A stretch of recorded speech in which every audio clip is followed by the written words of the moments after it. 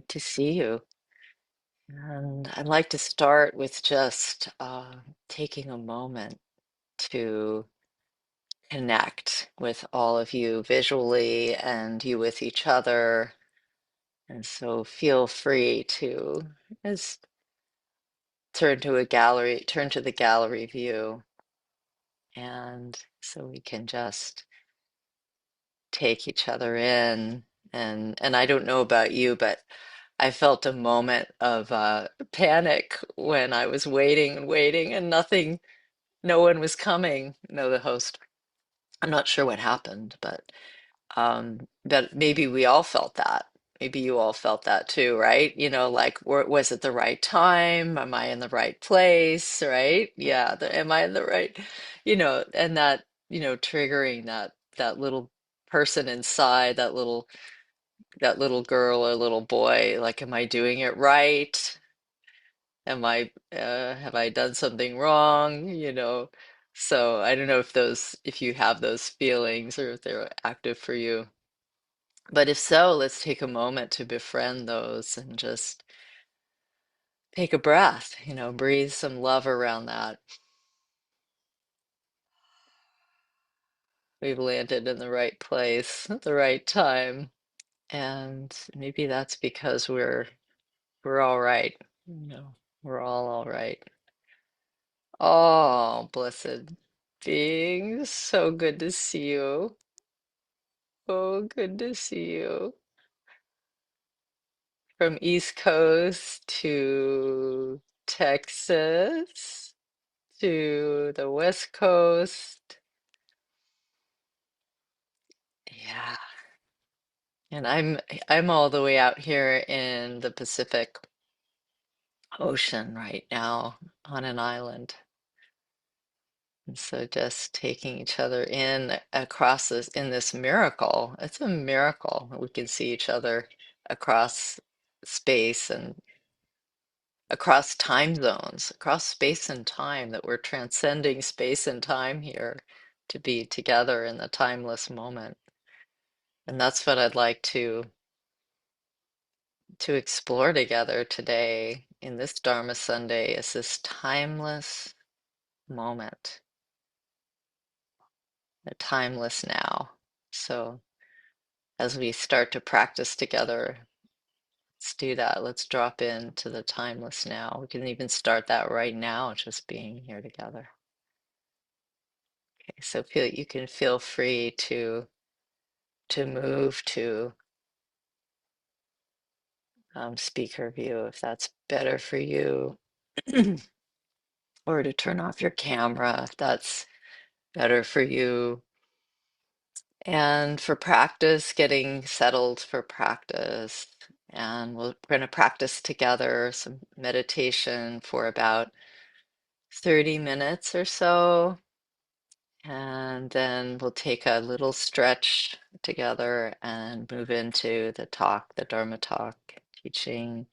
And then at the end, this is for people that are new to Dharma Sunday, we're going to open it up for you all to share and to reflect. We'll reflect together on this topic of the timeless now, and maybe other questions you might have about meditation practice or about the Dharma. So let's settle in our practice space and turning your gaze. Sometimes helps to turn the gaze away from, so that we can be in touch with our environment.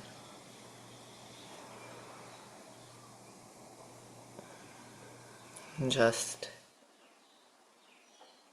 going to be making sure that we have, oh good, you can hear the gong.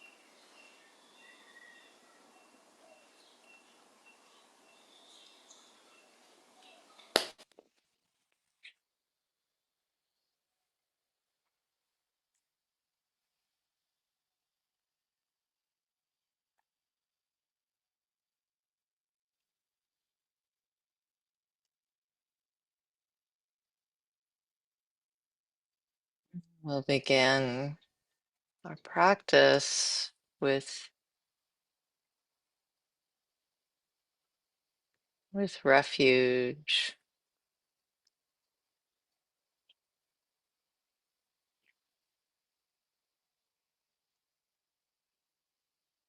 Refuge being just calling into the space,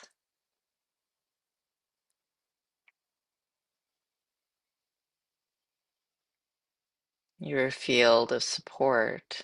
And however that looks this morning for you,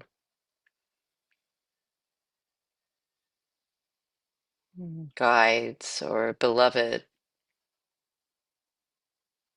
friends or family, teachers,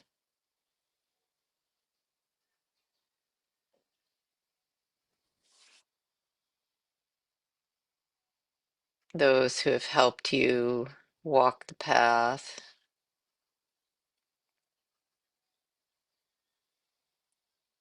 And maybe one of those is more radiant or prominent for you this afternoon or this morning.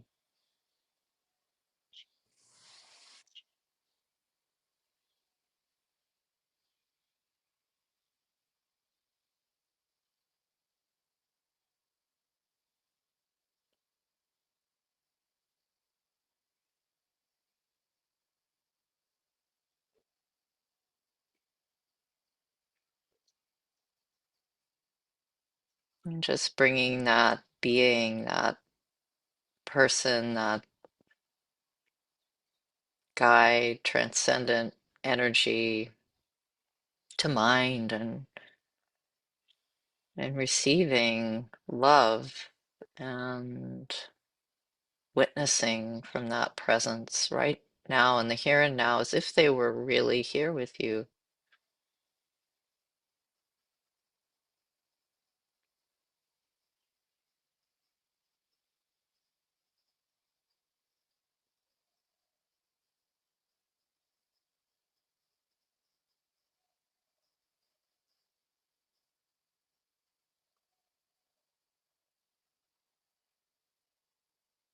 Seeing you in your deepest authenticity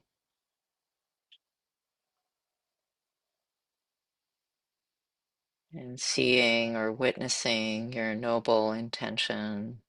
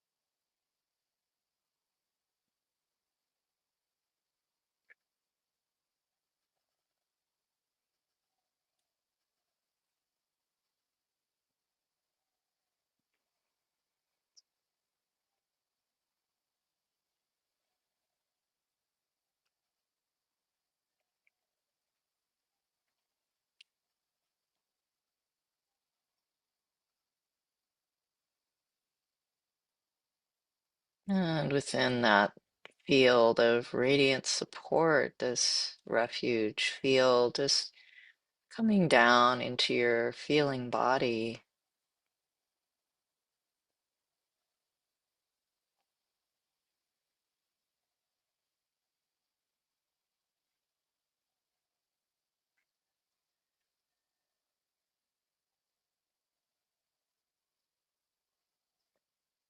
All the way down to where your earth body meets the earth below.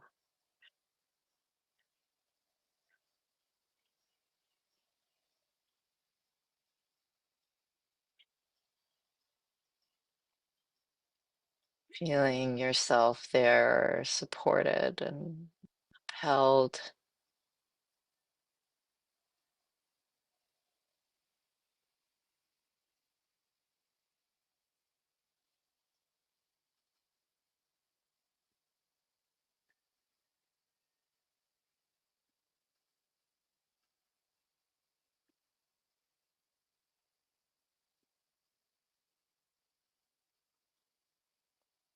And how this body is naturally stable and grounded.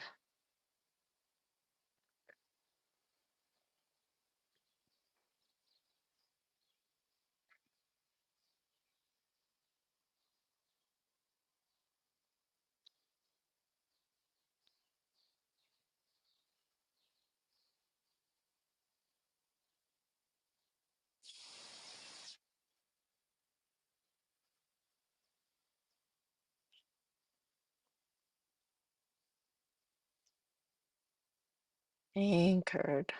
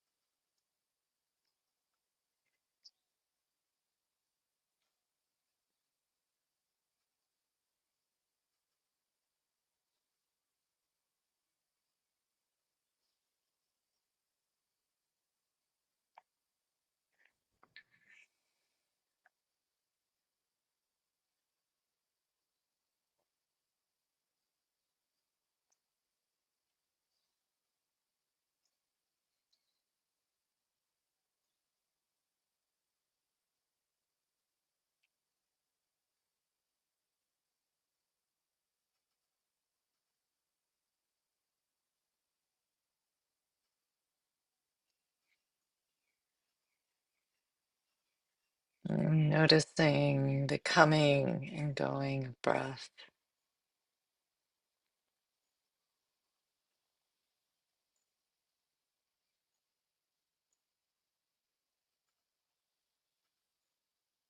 Breath breathing you.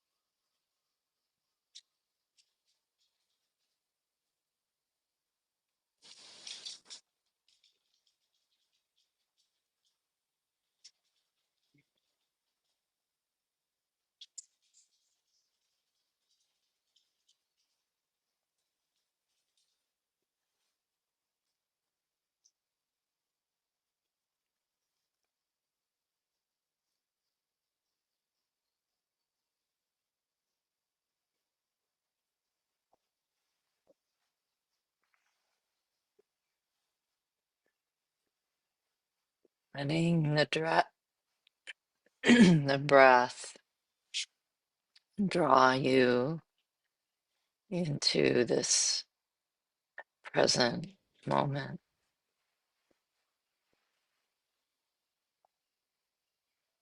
landing there on each out breath.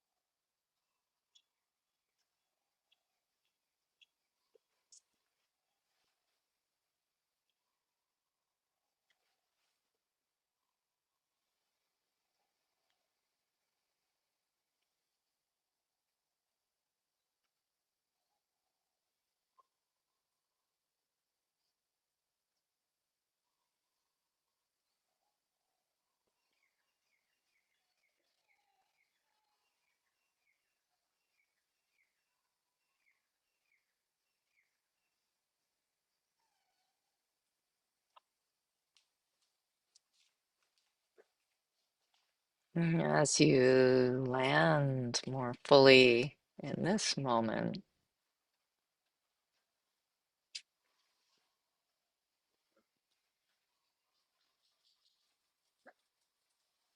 exhaling into the fullness of this present moment experience, just opening out, opening the heart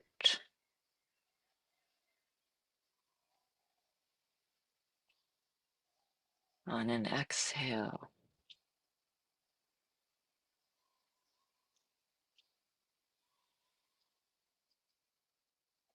On the next exhale, opening your ears.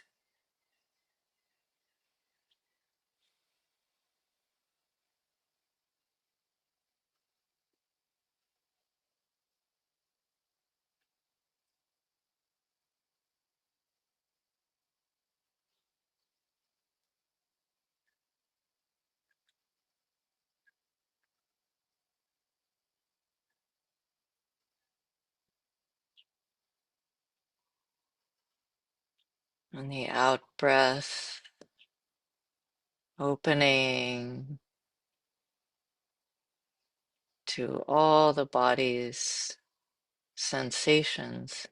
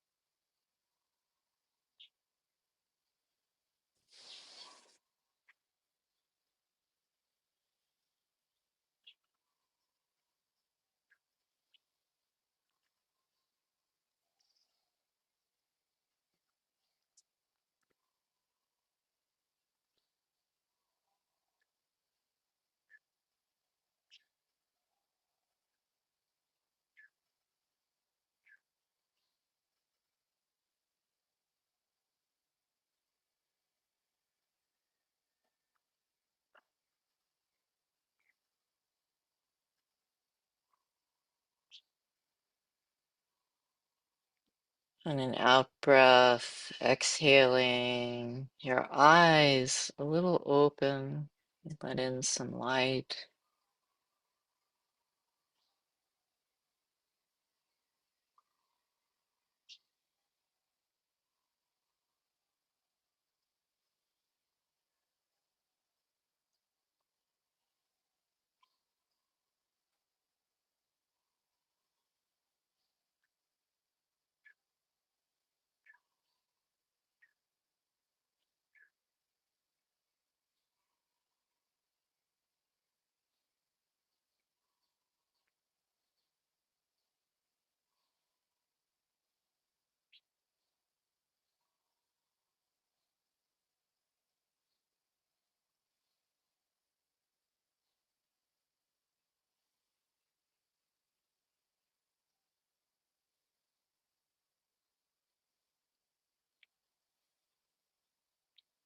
Exhaling the mind open.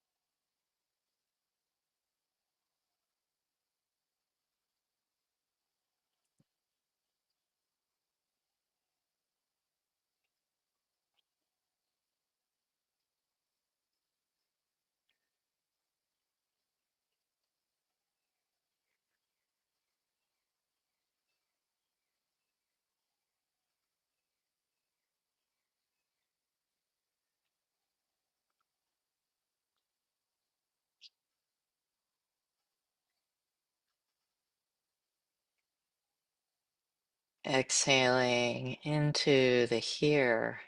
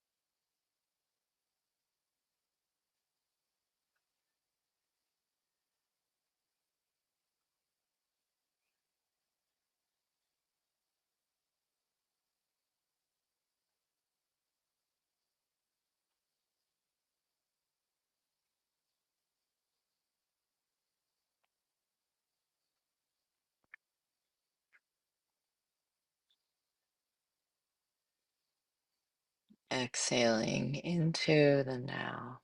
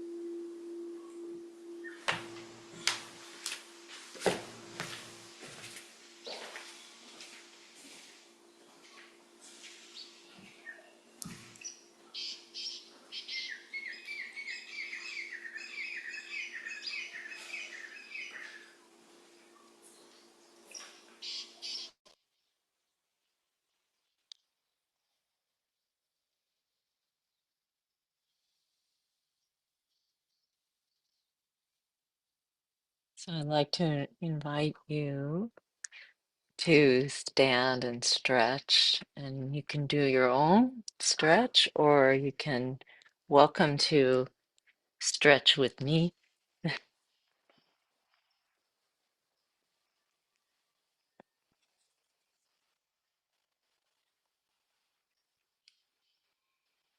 We're coming to standing,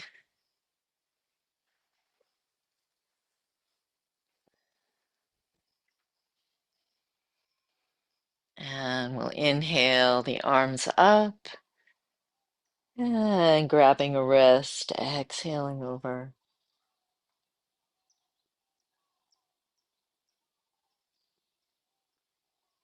And inhaling up, grabbing the other wrist, exhaling over.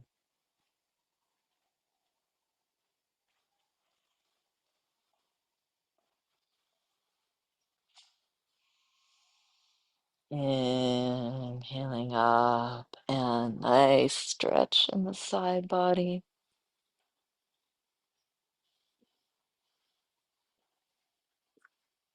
And up and stretch on the other side.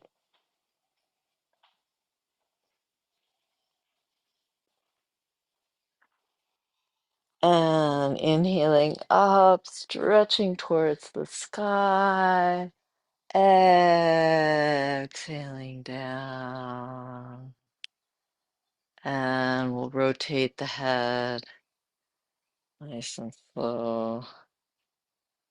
Grounding through the feet, rotating the head. Nice, slow, full rotations. As you come forward, dropping that chin in towards your Adam's apple and towards your neck, and the other way.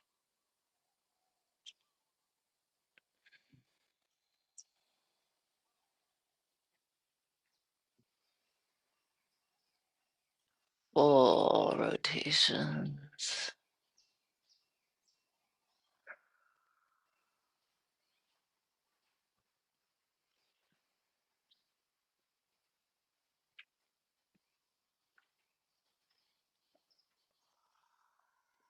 And moving that into our shoulders. Inhaling the shoulders up and back, up and back.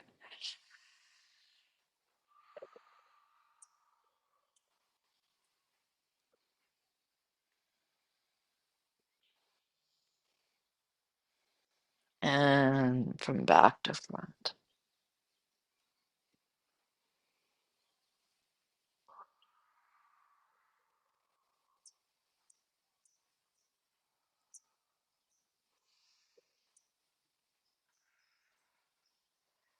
Bringing that rotation into the rib cage and rotating the rib cage around.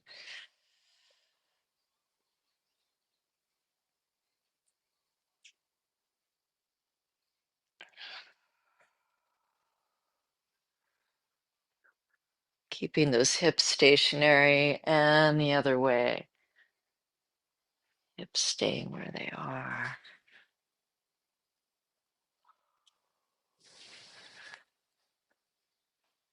And now hands kind of on the tops of your hips, taking a wide stance and now rotating the hips fully around.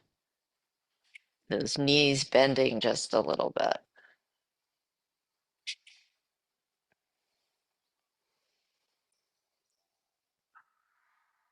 And the other way.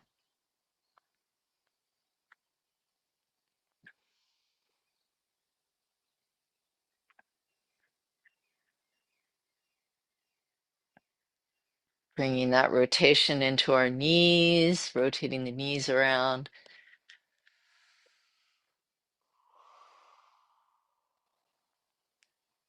And the other way.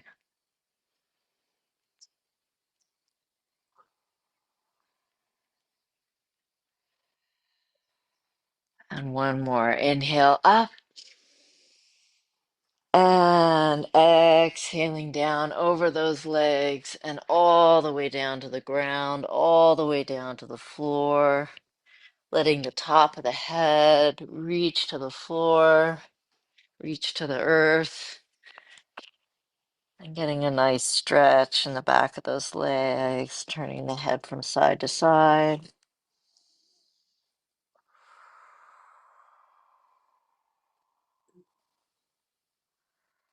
Little swaying, loosening the hips.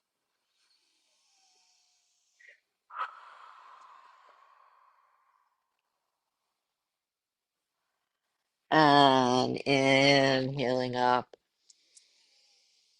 And doing a little inhaling up and exhaling down, exhaling the arms down and inhaling them up.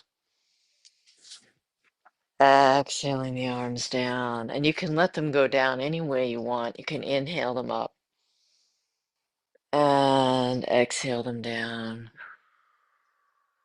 Or you can inhale up to the side and exhale them down, using the breath to move you.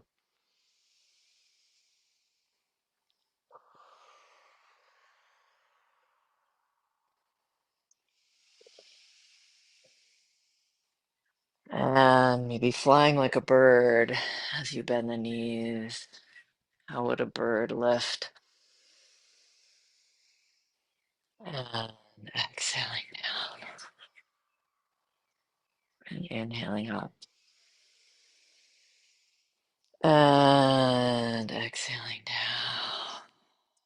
And a little shaking of the legs, shaking of the arms, shaking of the torso, shaking of the face. Anything you need to let go of post meditation. Shaking it up. Shaking up and waking up. Shake and wake. Oh, yeah. Oh, feels good. And coming back down to seated.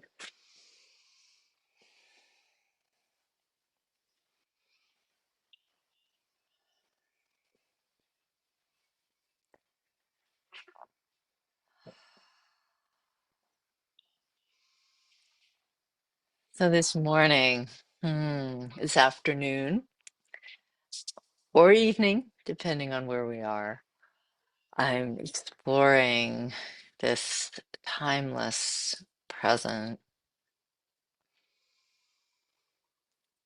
And how do we get there? How do we dwell there? How do we explore? How do we make sense of? How do we land in the timeless present?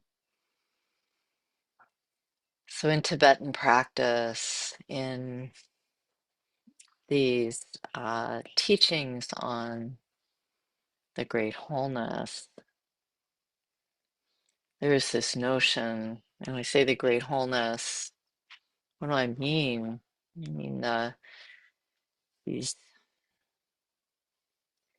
teachings on the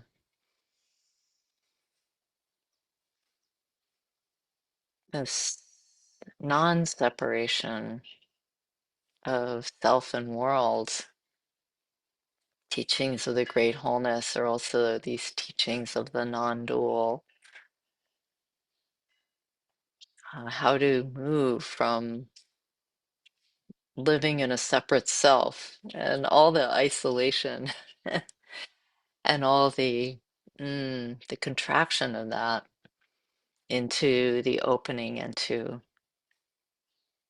the relational world of non-separation from what and who and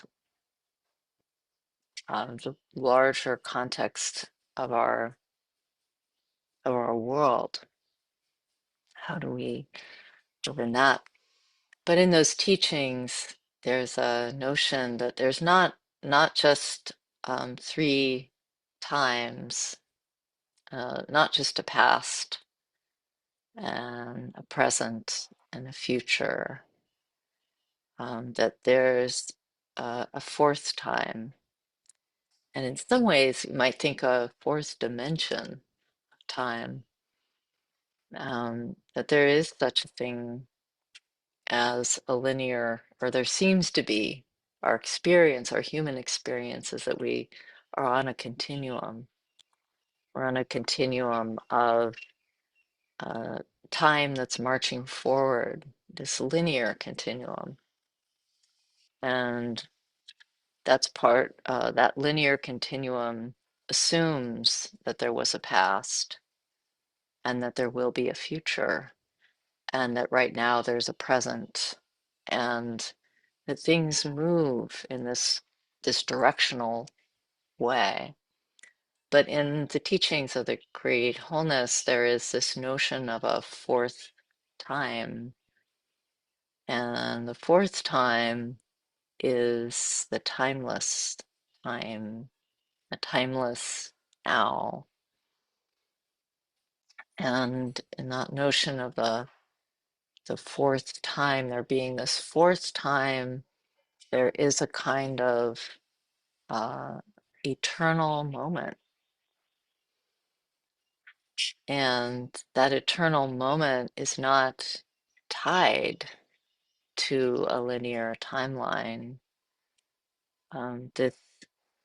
This timeless now is beyond the linear. It is mm, always unfolding. And the practice of meditation is an invitation to explore, to drop into, to develop experience of, or a relationship with a timeless now. And that timeless now is always happening. So let's take a moment to just experience that, to think about that. Like, what does it mean that this is all I have? You know, when we think about it just from a logical perspective, from a mm, perspective of our experience, we can't at this moment live in the past, right? We can't go back and change the past as much as we might yearn to do so. And, much of our time is spent remembering what happened and sometimes ruminating on what happened, reliving what happened, and making sense of what happened. But even if we wanted to, we couldn't go back and live in what happened. And we can't go back and reclaim the relationship, say, that we had with someone who's passed on. And there's some part of us that deeply resists that, right? And that part of us, I think, is holding on, right? We hold on to the past, and we hold on to those who have been in the past. And no matter how much we want them to be here now, they can't be as it was. There's a flow happening, right? And we can't move backwards in time. And at the same time, same thing. So in one ways, there is a past, there is a history, and that history lives in our body mind. It lives in our memories, and it lives in an embodied way in our body as the traumas that we carry, the memories that we carry, um, the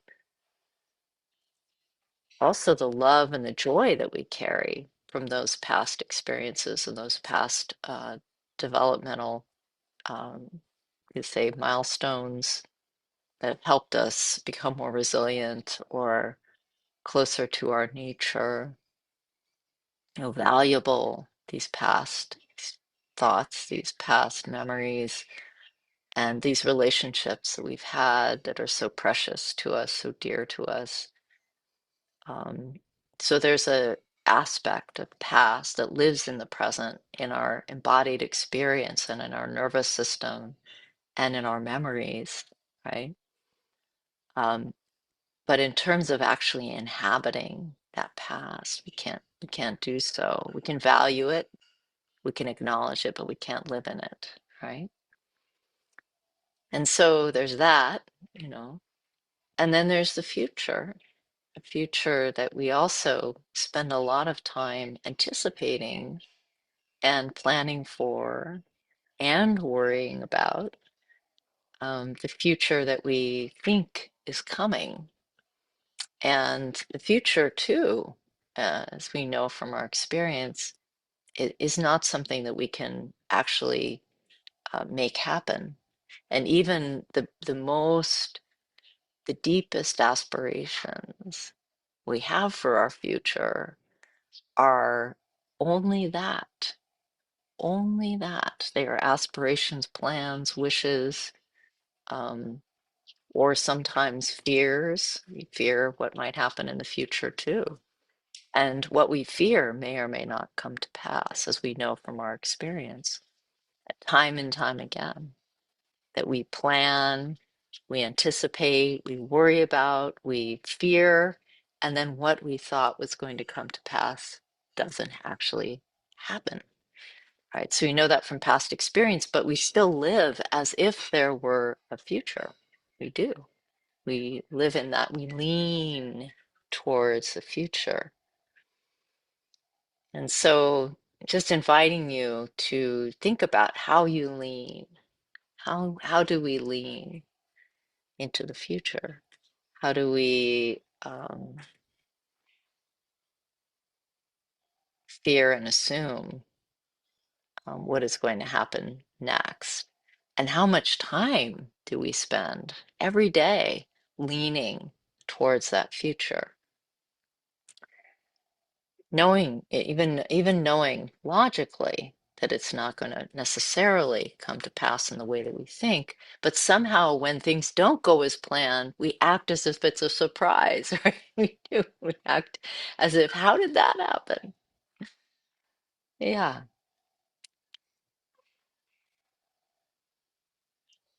Mm. So we're living a lot as if there were a past, and as if by thinking about it, we could change it, and as if there were a future, and by planning for it, we can make it happen. Um, but there's also this, this present moment that seems to be sandwiched between the past and the future. Um, but that present moment is really the only place that we can actually dwell, can actually live. Can't live in the future, can't live in the past. Future has not yet come, and the past has gone. It's over.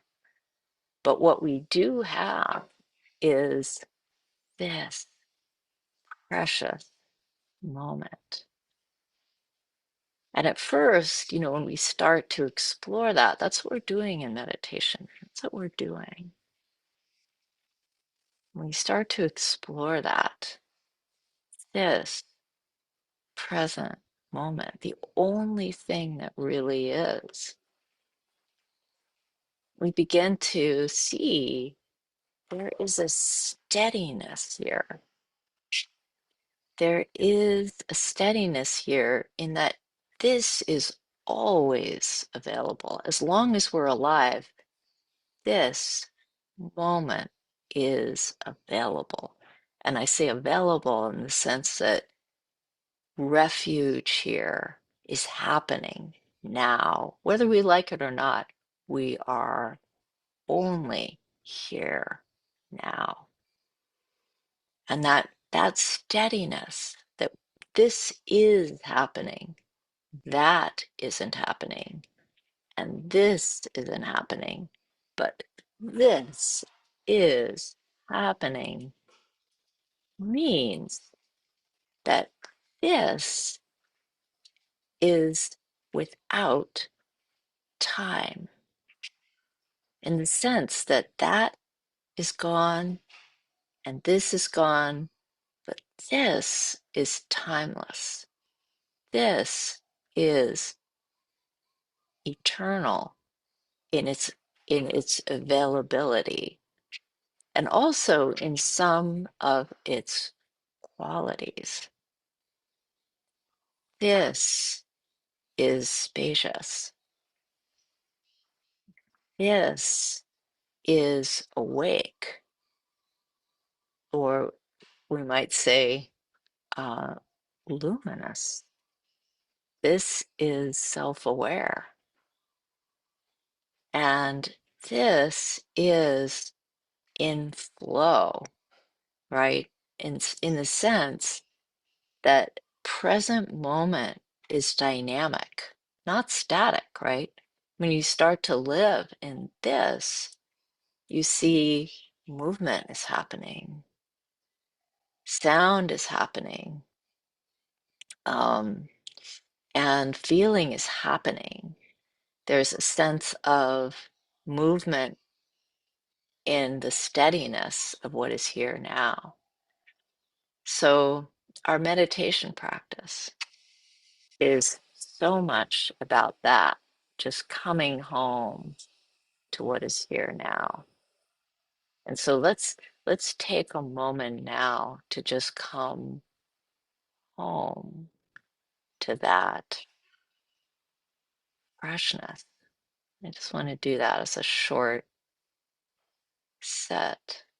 It's just coming home to this,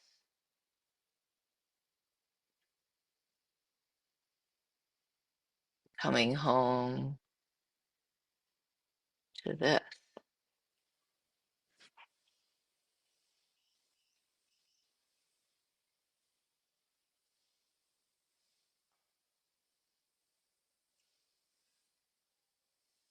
coming home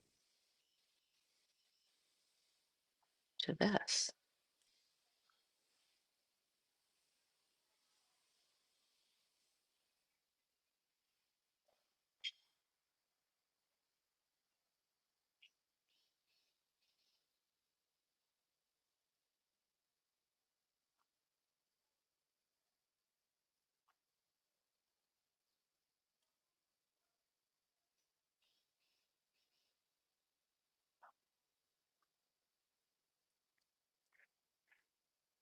So that is the practice, coming home to this. And I might say coming present, coming present, because we are so often going away from present, going into future, going into past, in some ways fictional.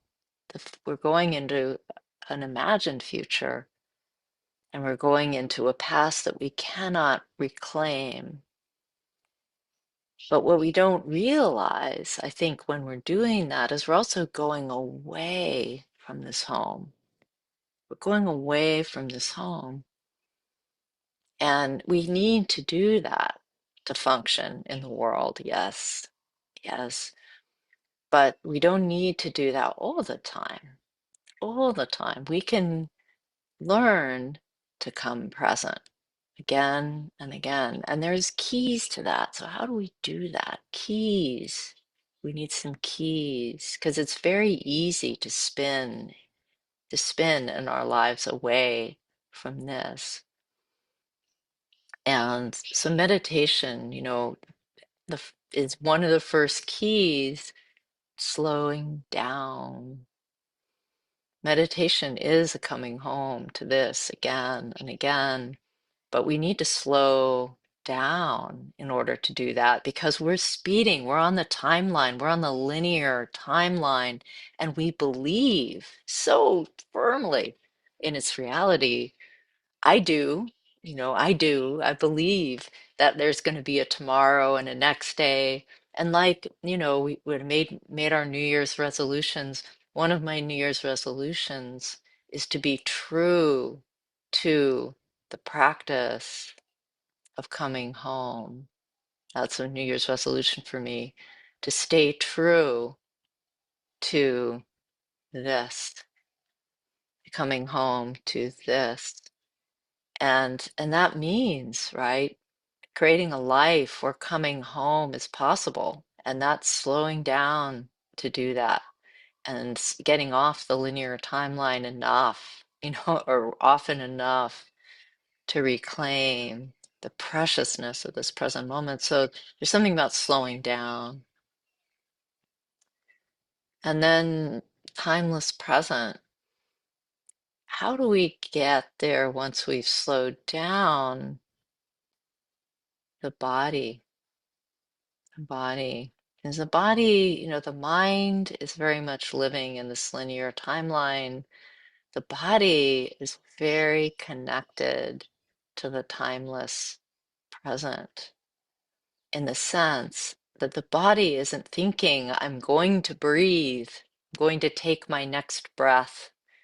The body is in its full connection to now. What is needed is an inhale. And the body is not thinking about that. The body is enacting the inhale, enacting the exhale. It is in its full connection to its needs and to serving those needs. The body is programmed to be in the here and now. So listening to the body, feeling into the body, gets us right back into this timeless present where the body lives. And turning our attention then to the senses. John Kabat-Zinn wrote a book that I just love the title of, Come to Your Senses. Come to Your Senses was the name of the book. And I love that title. Of course, what it means is if you come to your senses, if you start paying attention to what you're hearing right now and what you're feeling right now, and including all the complication, our emotional tensions right now, or what I'm feeling in the back right now, or what I'm seeing with my eyes right now. If we pour our attention into the senses are in that timeless present. They will bring us home. The senses will draw us into the here and now in a way that the mind has a little more trouble doing. The mind is so task oriented, and it's often on that linear timeline that the conceptual mind is on the linear timeline. Now, non-conceptual mind, it's another story. Conceptual mind is on that linear timeline. So it has trouble drawing us home to the present, but the senses are not thinking, they are not planning. The senses are right in the present moment, feeling and absorbing this array of richness that is a display of the now. They are participating in that display of the now. And so coming to our senses can draw us home into the timeless present. Body, feeling, home to the timeless present. Slowing down gets us closer to it. Coming into body gets us into it. Coming to the senses gets us really into it, because the senses are also opening us to the richness, and the richness piques our interest. And if our interest is there, we will come home again and again to the timeless present, because we're like, where else would I want to be? This is awesome. A lot is happening here, and it's rich, and it's beautiful, and it's diverse, and it's textured. So coming home. And then there's conditions that bring us home to the timeless present. And so let's think for a minute about the conditions that bring us home. What are those conditions that bring you home to the timeless now? And those conditions can be varied.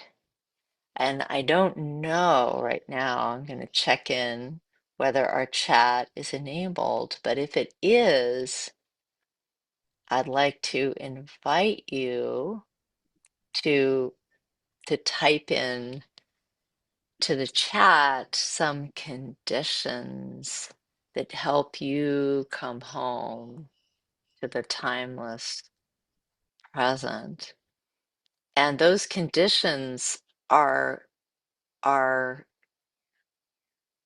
extraordinarily diverse. So just inviting you, if it's possible, and I know it will start happening, it's possible that because we had this snafu this morning with the hosting or maybe there was a miscommunication. It looks like our host didn't. Oh, there we go. Laura's here. Thank you so much, Laura. I wasn't sure who was here.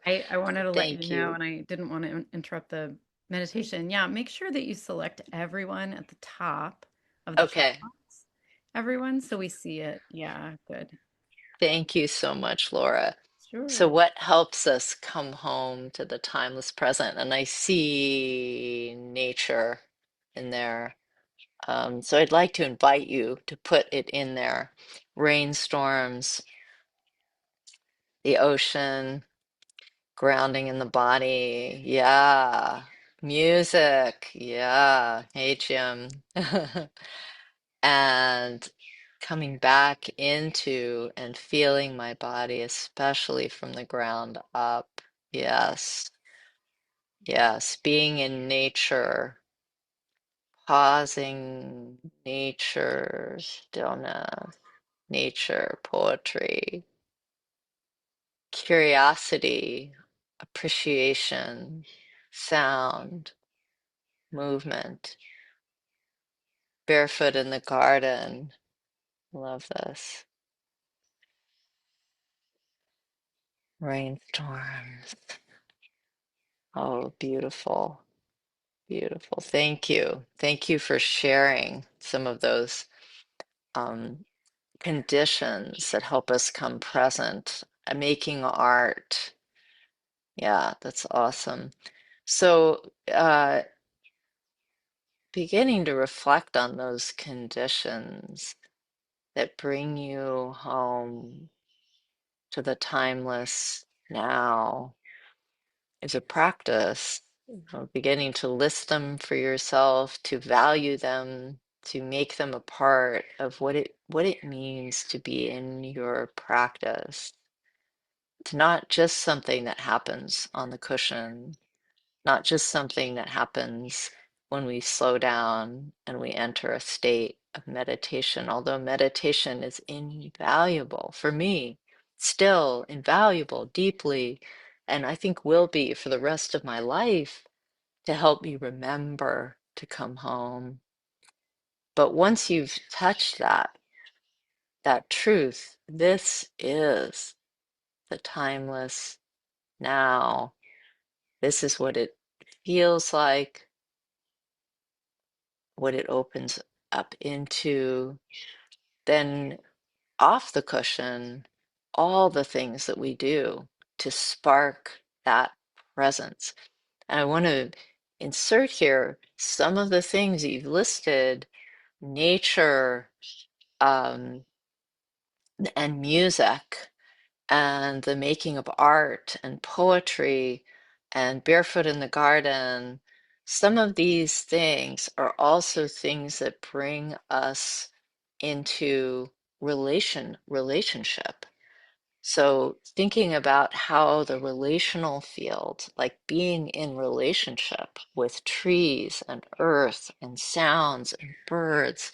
And I was thinking also, as I was reading this, for me, one of the things that brings me into the timeless now is also deepening in human relationship, is to begin to drop in to the timeless now in relationship with another person who's dropping in with you, and that there's something powerful about that. And that's what gets activated in meditation retreat too, when we're in a group of people, even like we are right now, when we all drop into meditation together, like we did at the beginning of this Dharma Sunday, we are enacting a collective experience of the timeless now.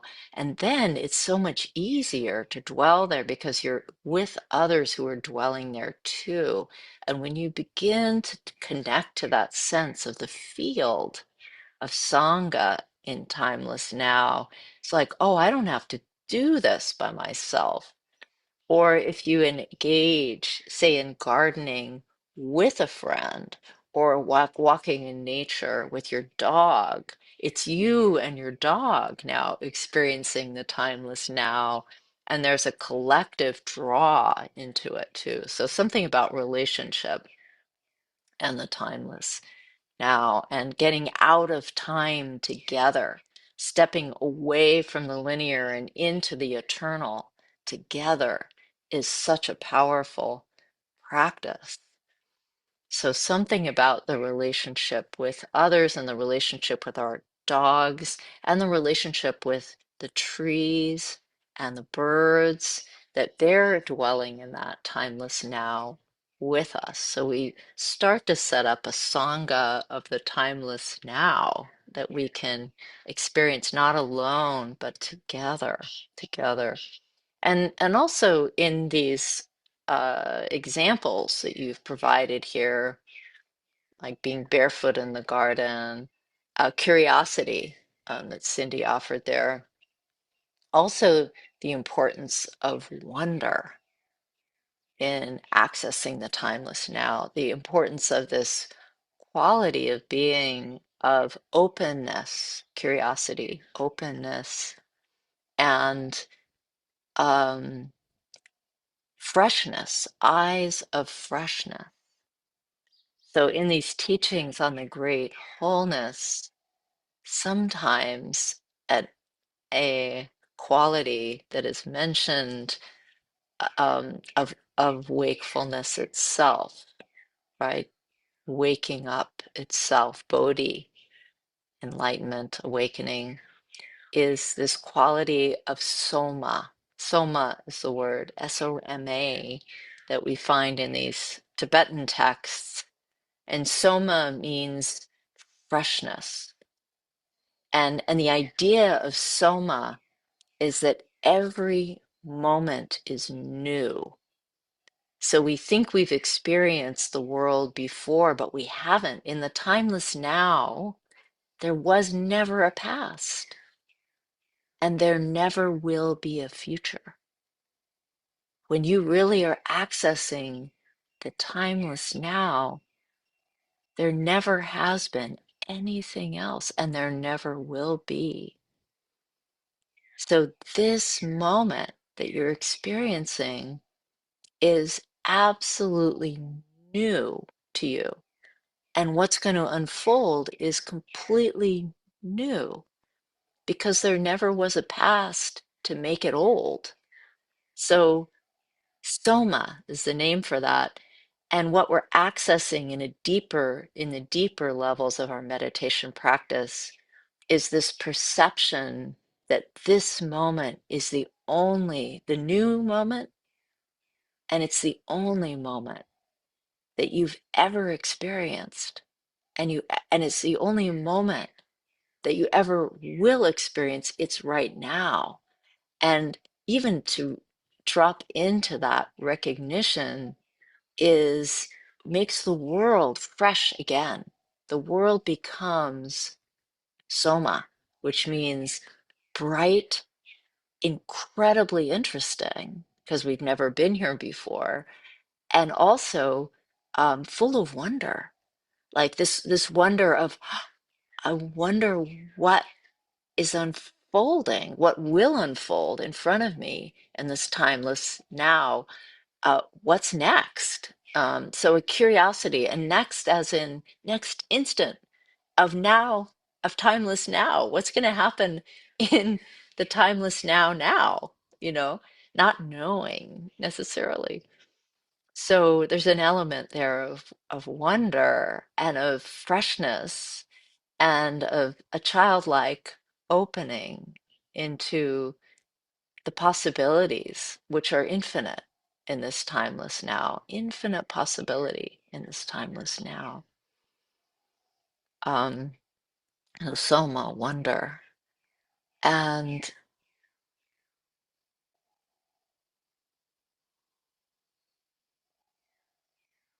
and so how do we get there? Still exploring that,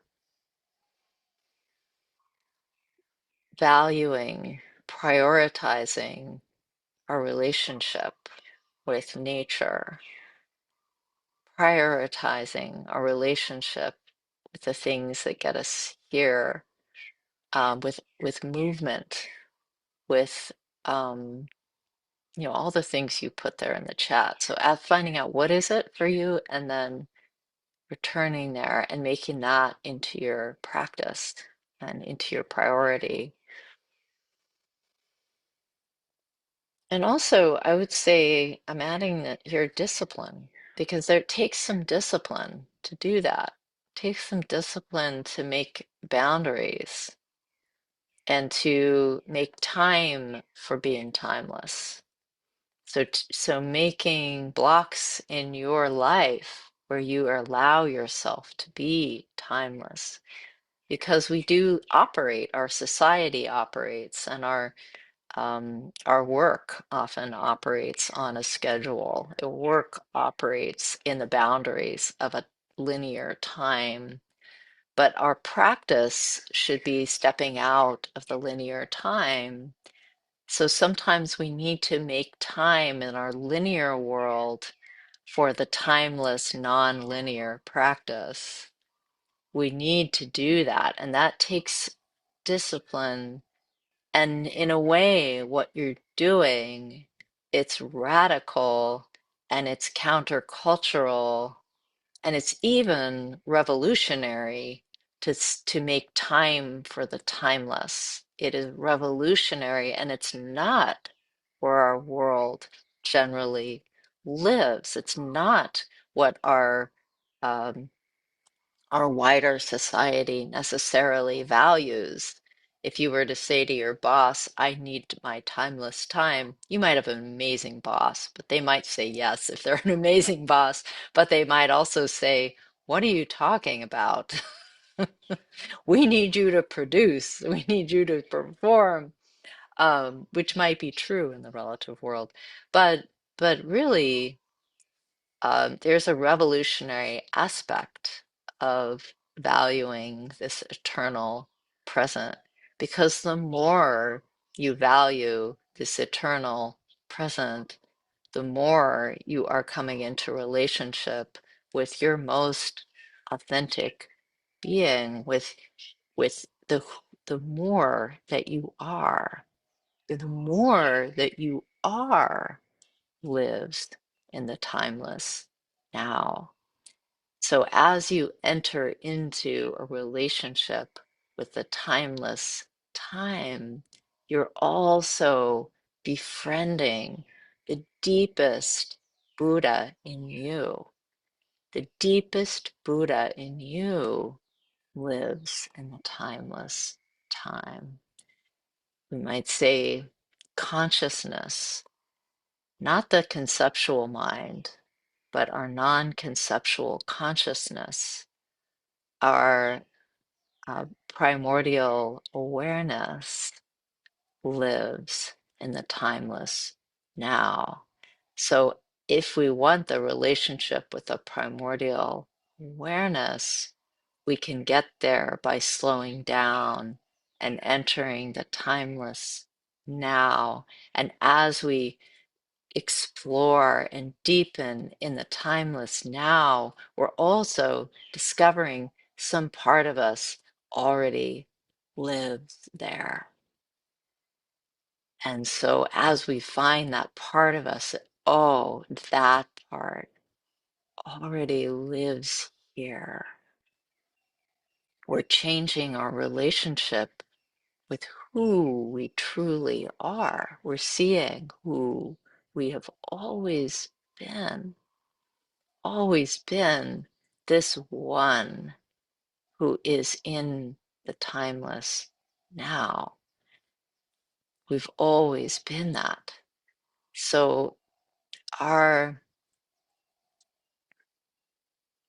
our coming home to the timeless present is opening our coming home to the more that we are. And this more that we are meets everything differently than the conceptual mind. It meets our work differently. It meets play differently. It meets the other, whoever the other is, differently. And in that meeting of the world differently and meeting in the other differently, we are opening the door to living in a different world. And that different world would be, were it living there, more slower, for sure, more satisfied with what is, less uh, aggressively seeking what it thinks it needs, would be a world that wasn't living in collective greed, wasn't living in collective delusion, and in collective uh, aggression. So a world that was living more in peace with being here now, whatever here now is. It's revolutionary and it would change the world. We're the world living that way. So so it sounds, like we're talking about our own peace bliss here, but really our own peace bliss is a template, finding our relationship to a different way of being in time is a template for what our communities could do and what the world could do in a more enlightened society. So there's something about this that isn't just about this, just about this small crucible. This small crucible is something that we can work with for sure, but it has profound implications for what could happen on a more collective level. So, so that practice that we're doing is a practice not just of changing the self, but it's a potential to change everything, to change our relationships, to change how we work, and to change how we operate as a culture, as a society. It's an alternative to the linear timeline and to the speediness and the speeding up and that leaning forward, which is so intense at this time in history, that leaning forward and leaning back into this. So these are my thoughts on the timeless present for this morning. And it's been a part of my own New Year's resolution is to really make time for the timeless. And I want to open it up to all of you right now to hear from you, reflections or comments or questions about what I've shared here this morning too, or just how you are meeting this non-linear way of being, or how the linear has been operating for you. I'm just very curious to hear from you. So feel free to raise your hand using the raise hand function, which is at the bottom of the screen under reactions, I think. It's under reactions. So feel free to And I'll take about 15 minutes of that. We'll sit together in that. Let's see if I can see who's raised their hand. I don't see any Anyone? hands. I don't see virtual hands. Oh, Cindy, go ahead. Good afternoon. It's always so nice to see you, Lama Willa, and I appreciate this teaching so much right now, especially because I do really feel like I'm living mostly that way.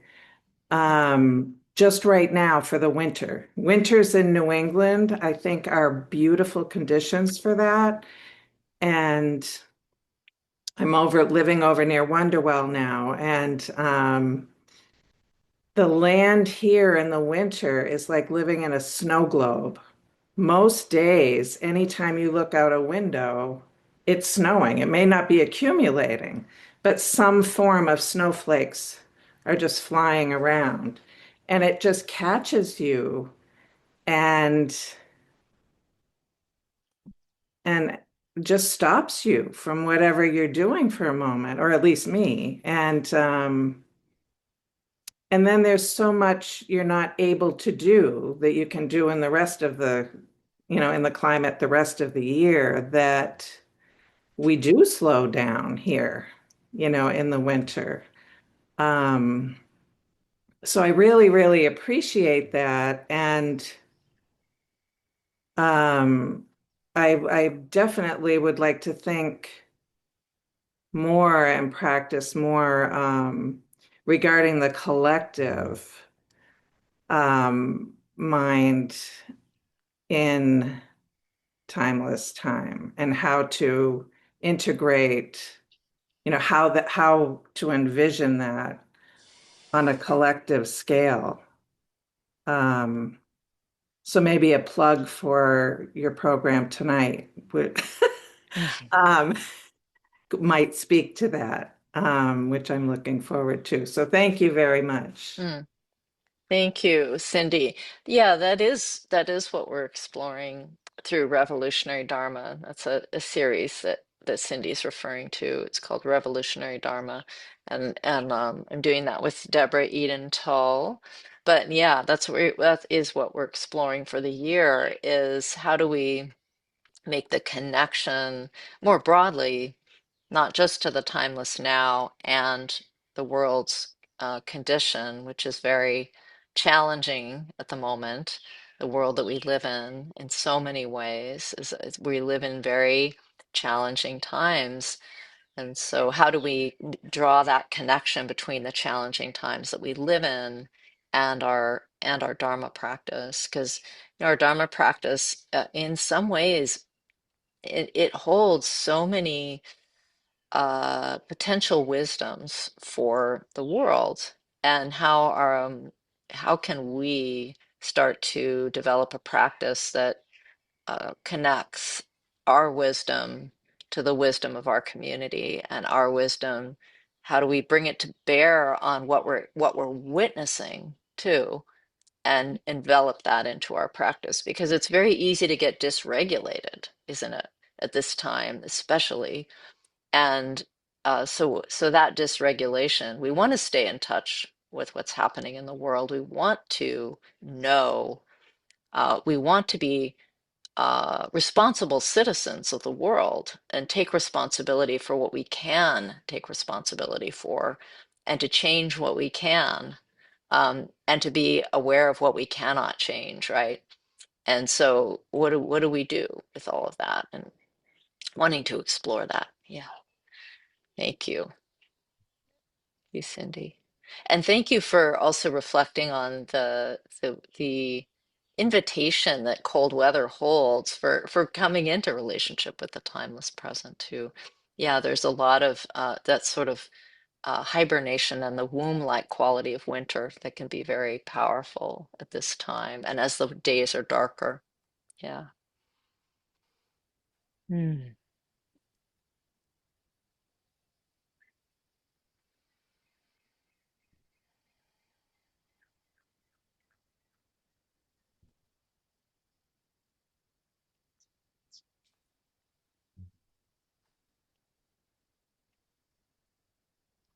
Any other questions, comments?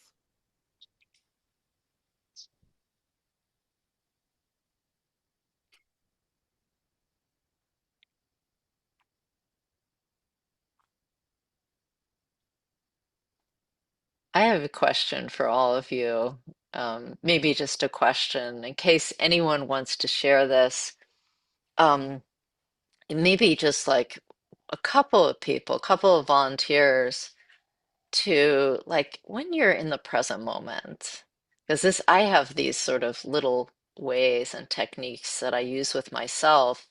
Like you're in the present moment and you're very forward thinking. You're so I've been slowly living into a situation where I'm beginning to um, create a dwelling for myself here in in where I am now in Hawaii on the Big Island, and I've made a yurt, a tent, like a yurt.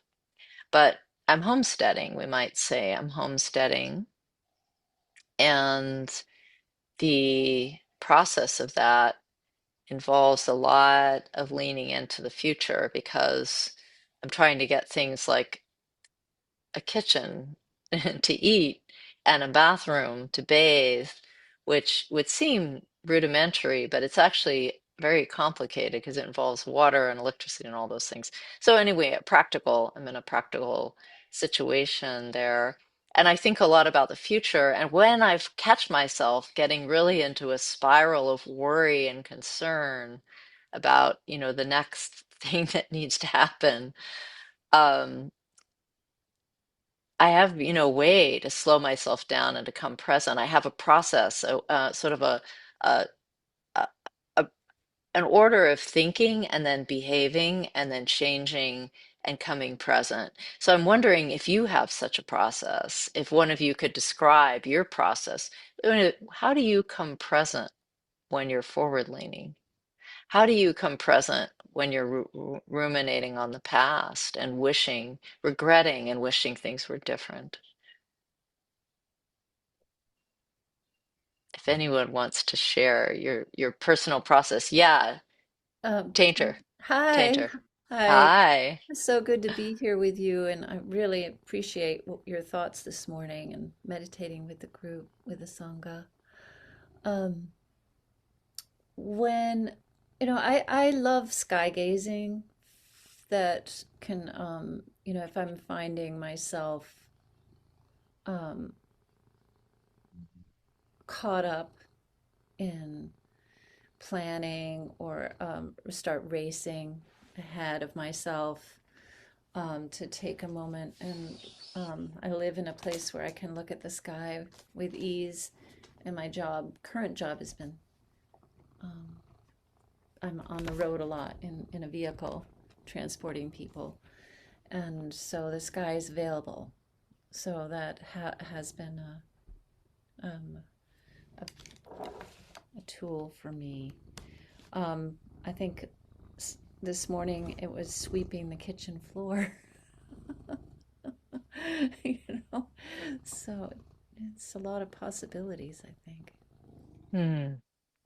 Yes, the sky is always available. That's awesome. Yeah, that when you're having that swirling experience where you're just, really caught in something, caught in a story, and our stories are usually linear on a linear timeline, to be able to just look up and go, oh, now. Whoa. Yeah. Or sweeping the floor. Just want to point that one out. Yeah, how that can just be, oh, it's a simple, it's physical, it doesn't involve a lot of thinking. So housework can be powerful for bringing us into the timeless now. I want to say that too. Yeah. Oh, thank you, Tainter. Yeah, that's a really good one. That's a really good one. And just on the heels of that, because I'm so enjoying that idea. Back a long time ago, when I was in my 20s, I had moved into a monastery, which I did in my 20s. I decided to turn to monastic life early on and to explore, it was a deep dive into the Dharma. And I was there at this monastery in upstate New York, and it was overseen by an abbot who was there, who was a Tibetan native from eastern Tibet who had crossed the Himalayas on foot in 1959 to escape the Cultural Revolution and to get out with his life, as many Tibetans did at that time, fearing imprisonment and death for various reasons. And so he escaped that way, very tough individual. So he was, anyway, running this monastery. He had founded this monastery on the Hudson River in New York. And I had come there, and one of the jobs that I got was, of course, I started at the bottom rung of the ladder. So I was the bathroom cleaner and the toilet cleaner. And then slowly over the months, I worked my way up to sweeping and cleaning the shrine room. And I would wake up every morning and go up to the shrine room and dust and vacuum and sweep. And I remember at that time I was having just a little frustration around, I was doing a lot of housework and feeling frustrated that I wasn't getting a chance to practice the Dharma, and that I was spending all this time serving and cleaning and uh, all kinds of tasks, but I wasn't having a lot of time to practice. So I brought this to this abbot, and the abbot told me a story um, about a monk who had was sweeping the shrine room and woke up to reality, to the nature of his heart mind. He became enlightened in an instant while sweeping the shrine room. And that he said later that he realized that the whole of the Dharma is sweeping your karma, sweeping away your difficult patterns and processing and letting go of the difficult patterns. And that was this process of sweeping. And he had that realization while he was sweeping the shrine room, and he woke up in an instant with a broom in his hand. And it was just a lesson to me in, oh, this is a really good task for waking up too. That vacuuming and all the things that I had been kind of denigrating in my mind as useless activities are actually the path. It's the path. So yeah, Elder. Thank you, Lama Villa. I wanted to name community. I find if I'm forward leaning or in some way growing despair, I find very helpful. I have this mental list of spiritual friends who I know are practicing being present, coming present. And so then I will just text or even call and remember that I'm not alone. And you have friends you can take showers with, and there is electricity in other places. Remembering caring community, I find very helpful when I've leaned forward. Thank you so much. This was a precious teaching. Thank you, Hildur. Yeah, connecting, remembering we're not alone. Yeah, yeah. Moving us out of that process of leaning forward, coming present. Yeah. Thank you so much, Hildur. Yeah, so yeah, there's all the ways that we do that. And for myself, I think I pretty adequately describe, or I was, tried to describe, and maybe not so adequately, but tried in this teaching to talk about that, how to come present. But in reality, part of what brings me present, just a little more sort of quick technique way, is I just drop down into my feet, and when I'm feeling like I'm not fully present, how do I come present? I sometimes just come straight down, and I go all the way down to where my feet are touching the ground. And that brings me right home, because That is real. That is real. The relationship with the planet, my body's relationship with the planet just gets me here. That's happening right now. And I can really get, oh yeah, they're right here now with that little technique, just descent.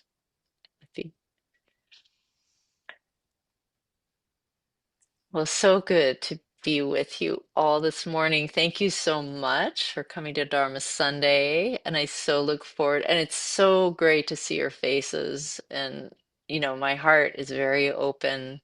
And those of you down here, even without the camera on, I see your names. And I just send you so much care and love from here where I am. And I hope that you have a wonderful rest of your Sunday and a wonderful week ahead.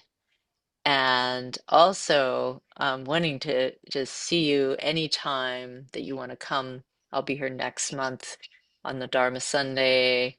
I'll be participating in Revolutionary Dharma, which is also every Sunday or every month, once a month on a Sunday in the evening. So feel free to join me for that. And also for any upcoming programs and courses. It's so good to see you always. Much love. Much love to you.